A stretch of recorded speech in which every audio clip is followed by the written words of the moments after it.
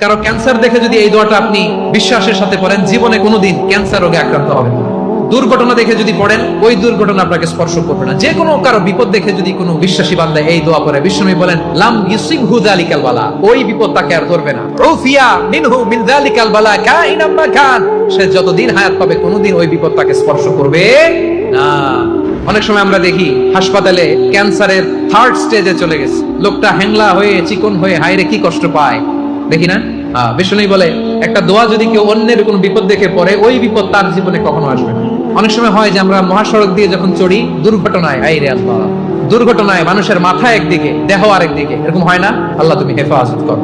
বিশ্বনবী বলেন এই দুর্ঘটনা দেখে কেউ যদি এই দোয়াটা পড়ে, তার জীবনে সে কোনোদিন এরকম অ্যাক্সিডেন্টের সম্মুখীন হবে না।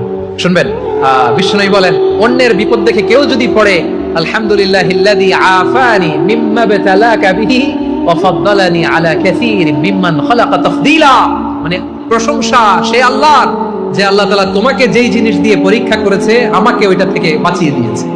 তোমাকে আল্লাহ যেই বিপদে ফেলেছে আমাকে ওই বিপদ থেকে তিনি মুক্ত রেখেছে, আর তার অনেক সৃষ্টির উপর আমাকে তিনি প্রাধান্য দিয়েছে। সুবহানাল্লাহ পড়েন।